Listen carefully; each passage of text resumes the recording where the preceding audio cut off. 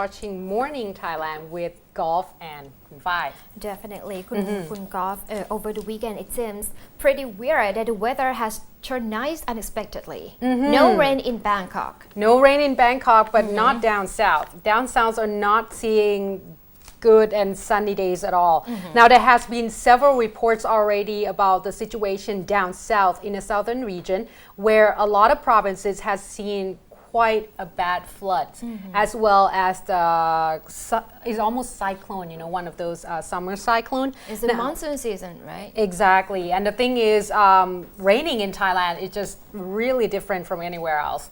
I mean, at least between North America and here is very different anyway. If it starts to rain, it seems to go on and on and on, and we're talking about bad downpour.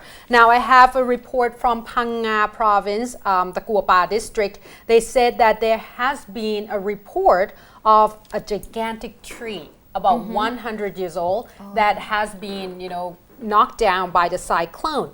Now they say that this particular tree has been knocked down and I think they'd say that it's about 20 meter tall.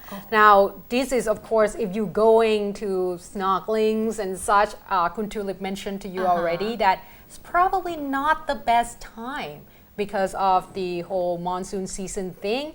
Now, there has been several report of, apart from the big tree that has fell down, of course, 5 houses has been destroyed as well. Now, that particular footage is from last week where we see a gigantic rock that hit one of the temple. Right. So we have seen that there's a lot of situations going on. They say that around Phang Nga province, of course, this is the Kuapa area. I don't know, Kun Phai, if you have been there before, but I went there to do my research about the post-tsunami thing because they were hit pretty badly around the area. Right. And there are a lot of resorts and hotels that located right by the shore. So what happened is at this point, a lot of resort and hotels around the area right by the shore has been battered pretty badly due to the fact that those strong waves as well as a lot of flooding. Now there has been a report of mudslides as well, as you can see earlier there. There must be some risk concurred because they are situated in the risk-prone areas. Exactly. So they have to calculate before. Well, the thing is, we talked about this too, about the whole EIA. Remember the environmental impact assessments about how you have to actually do a research on the infrastructure in the area that's kind of really close to nature, and then just to see whether or not it's going to be safe for you as well as for the environment. However, these resorts around the area seems to get they're still wishy-washy, whether or not the EIA actually legitimate in terms of whether or not it's going to be safe enough to be that close to the shore, because this is the situation where it happens, because you cannot really predict Mother Nature, and that's one of the results. So if you go down south, please make sure try to look for weather forecast around the area. If you're gonna take a small boat to go scuba diving, I suggest that you check really thoroughly that it is safe enough, because once you're out there, it just is almost no turning back. Exactly, it's almost impossible to actually go and help you or locate or identify where you are. So be very, very careful. Right. So I think I have another updates here.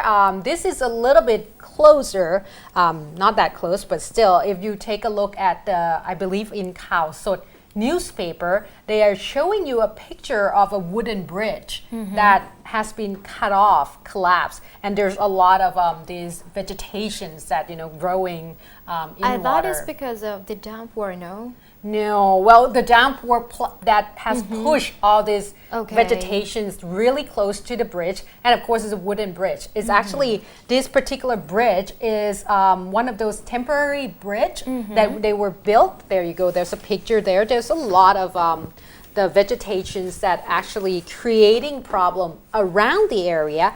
Now they say that this particular vegetation has created a lot of trouble due to the fact that once the downpour hit the area, it tends to create a strong current. And once you have a strong current combined with a lot of vegetations, it just kind of creates such a big impact that it could push the wooden bridge and make it collapse. Now this particular bridge is around 80 meter in distance and about 3 meter wide. Obviously this is not that strong, so it wasn't made for cars.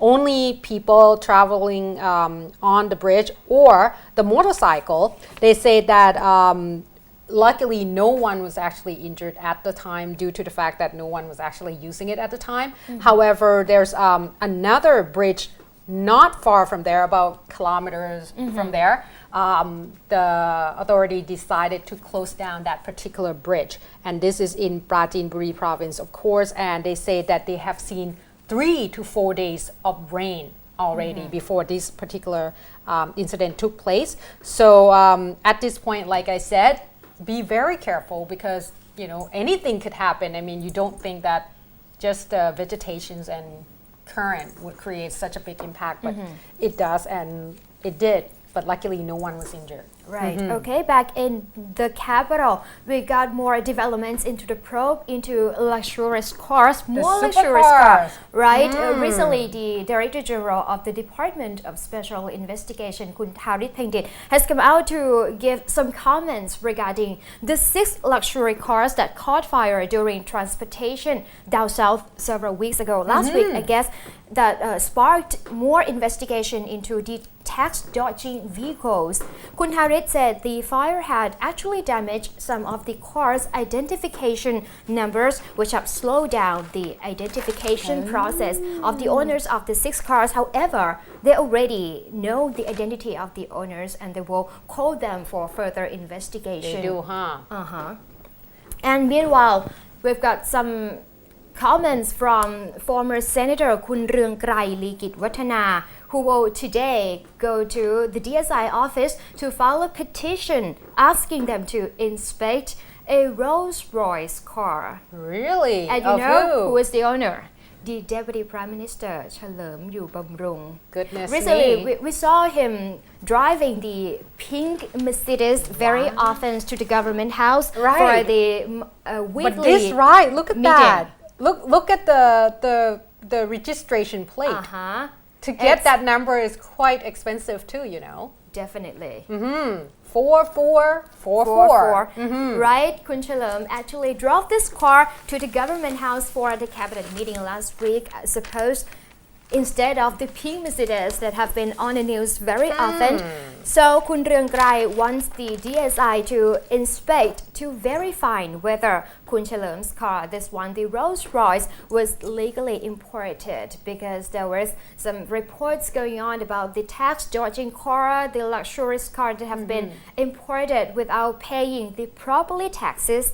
So he wants to verify whether the tax with this Rolls-Royce car was correctly paid to the country. To the custom department. Now, I have the name of that particular car. It's Rolls-Royce Ghost. Ghost? Yeah, they call it Rolls-Royce Ghost. Guess how much it costs? Like outside our country or outside Thailand, it runs about 246,000 to 290,000 US dollars. Oh, come on. And that's means that, if you include all the transportation and everything, they say that it should come around 7,500,000 baht. However, they say that for this particular car, for a Rolls-Royce Ghost, you have to pay the tax 328% off the car. So technically, this should be no less than 32,100,000 baht. 32 million baht. Wow. Yes, for this particular car. So, they probably gonna have to check whether or not this particular car is imported, or it's just get the parts and kind of rebuild it within the country, because there's differences as well. And Rolls-Royce Ghost, it looks really nice. Kun Chalerm said it belongs to his son's company and it was legally imported. Actually, what could he say? why could he say that it's his What son? did he say? I don't know. Like the thing is, I think at this time, a lot of politicians as well. I'm surprised though that Kun Chalerm actually decided right now to change from his pink Mercedes, which we thought that it was really odd. You know, the color, the pink. Right. You would not. You see Kun Chalerm, he was all tough and stuff, but we don't see him in a pink car, but he tends to like that car. And all of a sudden, with the whole supercars thing going on, he decided to bring this car to the government house. So maybe he want to show that, you know what, this is legal. I want everyone to, you know, investigate into it, and this is to set example. Right. Like a challenge? Well, maybe to set example. Let's just put it that way.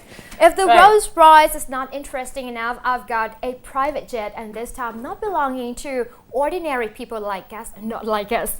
Right. We don't own any luxurious car, of course. We're too ordinary, I think. Okay, but the private jet this time belongs to a group of monks in Thailand, because recently there was a video clip swirling on social media and also a website showing 3 monks in a private jet.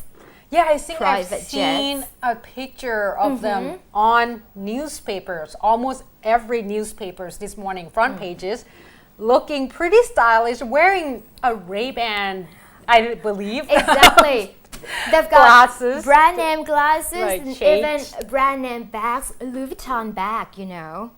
And you need that because, you know, oh, there you go. See, he's wearing the glasses. And of course, all these shades looking very stylish there. I don't believe that the sun was that great inside the plane, that you actually need to put down shades just to start with. Second of all, as a monk, I don't think that you really need a private jet to get anywhere. Technically, you're supposed to walk. Well, sources say that this jet touched down in Ubon Ratchathani province around sometime in January of this year, and they said they got to speed up in order to attend the ritual performed there. Yeah, the thing is, you know, wow, the other monk even have like a headphone there. Yeah, right. Connecting to their iPhone. Each of them got one, you know. And the National Office of Buddhism said they received a lot of complaints regarding monks' lavish lifestyle, riding in luxurious cars, owning expensive items. Yeah. I've never even seen a private jet here in Thailand. I'm just like really sad. And the thing is, just to, you know, to be fair, I believe that, you know, with the technologies and of course transportation technology that has been a little bit more advanced, I can understand that to get from one point to the other, you can actually use all these, you know, technology and luxury planes and cars and such. But just to give them a benefit of a doubt, I believe that obviously this is probably is not theirs. It's probably one of the followers loaned exactly from the pupils. That, you know, these followers. But what about the brand name bag? I don't know. Maybe it was given by the followers as well, so that way it would and match they like it. The orange garment. Oh, they go well with a robe. Yeah, but something still. like that, okay? But the Office of Buddhism also revealed there are a lot more complaints regarding not just private jet, but also luxurious cars, parking in the temple area, and also the expensive items that they say that given to them by their followers, but still they are still inappropriate. Very inappropriate, and I think that the custom department probably gonna look into that as well. There was a report last week saying that. Now, unfortunately, we're gonna go for another short break, but of course we have the updates on the Democrat Party wins the election, the by-election, by the way, and of course another gathering of the white mask. So stay tuned.